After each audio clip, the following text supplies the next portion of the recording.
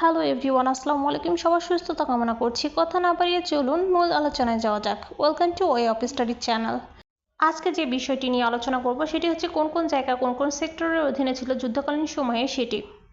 এখান থেকে পরীক্ষাগুলোতে বারবার কোশ্চেন হয়ে থাকে, তো আমি চেষ্টা করব সন্দেহ সন্দেহ কীভাবে সহজ ওয়েতে এগুলো মনে রাখা যায় সেটি আপনাদের সঙ্গে তুলে ধরতে। আমাদের সবারই কম বেশি এটি জানা যে যুদ্ধকালীন মোট 11টি সেক্টর ছিল। এই সেক্টরসমূহকে 1 নম্বর, 2 নম্বর, 3 নম্বর, 4, 5, 6, 7, 8, 9, 10 এবং 11টি ভাগে ভাগ করা হয়েছিল। তো 1 নম্বর সেক্টর আমরা সিএফসি গ্যাস, এটির মাধ্যমে মনে রাখতে পারি। 2 নম্বর সেক্টর ঢাকায় কোনো ফাঁকা নেই। সত্যিই কিন্তু আজকাল ঢাকায় কোনো ফাঁকা নেই। 3 নম্বর সেক্টর এভাবে সন্দেহ সন্দেহ মনে রাখবো, সেটি হচ্ছে ঢাকা কুমিল্লাতে কি হবি, অর্থাৎ হবে। আপনারা চাইলে হবে বা হবি যে কোনো একটি মনে রাখতে পারেন, তবে হবি বললে এটি খুব সহজেই আমরা আইডেন্টিফাই করতে পারবো যে এটি হবি বলতে হবিগঞ্জকে বুঝিয়েছে। 4 নম্বর সেক্টরে সিলেট জেলার পূর্বাঞ্চলকে বুঝিয়েছে। 5 নম্বর সেক্টরে সিলেট জেলার পশ্চিমাঞ্চল। 6 নম্বর সেক্টরে ঠাকুরমা 6 দিন রংপুরে থাকবে। 7 নম্বর সেক্টর রাজাকে 7 দিন পাবে। 8 নম্বর সেক্টর মেহের ফরিদকে সাথে নিয়ে খুলনা থেকে কুষ্টিয়া যাবে। 9 নম্বর সেক্টর এখানে সাঁতারে খুব বেশি পটু নই। এই সেন্টেন্সটির মাধ্যমে এবং 10 নম্বর সেক্টরের নৌ উপকূলীয় অঞ্চলকে বুঝিয়েছে এবং লাস্ট যে 11 নম্বর সেক্টর রয়েছে সেটি দ্বারা ময়মনসিংহ ও টাঙ্গাইল জেলাকে বুঝিয়েছে। এবার আমি একটু এক্সপ্লেন করি যাতে আপনাদের বুঝতে খুব সুবিধা হয়। তো আসুন 1 নম্বর সেক্টর। এখানে 1 নম্বর সেক্টর বলতে সিএফসি, অর্থাৎ এটি একটি গ্যাসের নাম। সিএফসি বলতে এখানে সিতে চট্টগ্রাম, এফতে হচ্ছে ফেনী এবং সিতে হচ্ছে চট্টগ্রাম অর্থাৎ পার্বত্য চট্টগ্রাম। যদি চট্টগ্রাম অথবা পার্বত্য চট্টগ্রাম আসে উভয় ক্ষেত্রেই ওই একই হবে। 1 নম্বর সেক্টরের অধীনে ছিল।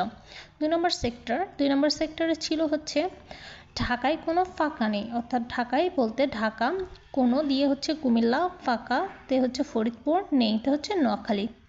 3 নম্বর সেক্টর, 3 নম্বর সেক্টরে আমরা যেভাবে মনে রাখবো সেটি হচ্ছে ঢাকা কুমিল্লাতে কি হবি, অর্থাৎ ঢাকা এবং কুমিল্লাতে কি হবি। এখানে আমরা হবে বলতে পারতাম, কিন্তু আমরা শুধুমাত্র সিকোয়েন্সটা মিল করার জন্য হবি বলবো। অনেকে কিন্তু কোনো এক জায়গাতে এভাবে কথা বলা হয় কি হবি, কি করবি, এরকম আর কি।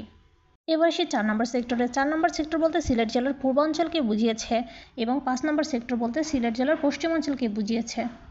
6 নম্বর সেক্টর ঠাকুরমা 6 দিন রংপুরে থাকবে। ঠাকুর বলতে এখানে ঠাকুরগাঁও, 6 দিন, দিন বলতে এখানে দিনাজপুর এবং রংপুর বলতে রংপুরকেই বুঝিয়েছে। 7 নম্বর সেক্টর রাজাকে 7 দিন পাবে। রাজাকে বলতে এখানে রাজশাহী এবং পাবে বলতে পাতে হচ্ছে পাবনা, বেতে হচ্ছে বগুড়া, দিন বলতে এখানে দিনাজপুরকে বুঝিয়েছে। এখানে একটা জিনিস লক্ষণীয়, সেটি হচ্ছে 6 এবং 7 নম্বর অধীনে দিনাজপুর ছিল। কিন্তু 8 নম্বর সেক্টর মেহের ফরিদকে সাথে নিয়ে খুলনা থেকে কুষ্টিয়া যাবে, অর্থাৎ মেহেরতে মেহেরপুর, ফরিদকে অর্থাৎ ফরিদপুর সাথে নিয়ে, সাথে বলতে সাতক্ষীরা, খুলনা থেকে, খুলনা বলতে খুলনা থেকে, কুষ্টিয়া বলতে কুষ্টিয়া, যাবে থেকে হচ্ছে যশোর। 9 নম্বর সেক্টর সাঁতারে খুব বেশি পটু নই, অর্থাৎ সাঁতারে বলতে সাতক্ষীরা, খুব বলতে হচ্ছে খুলনা, বেশি বলতে হচ্ছে বরিশাল, পটু বলতে হচ্ছে পটুয়াখালী অর্থাৎ সুন্দরবনকে বুঝিয়েছে। 10 নম্বর সেক্টর বলতে এখানে নৌ উপকূলীয় অঞ্চলকে বুঝিয়েছে এবং সর্বশেষ 11 নম্বর সেক্টর বলতে ময়মনসিংহ এবং টাঙ্গাইল জেলাকে বুঝিয়েছে।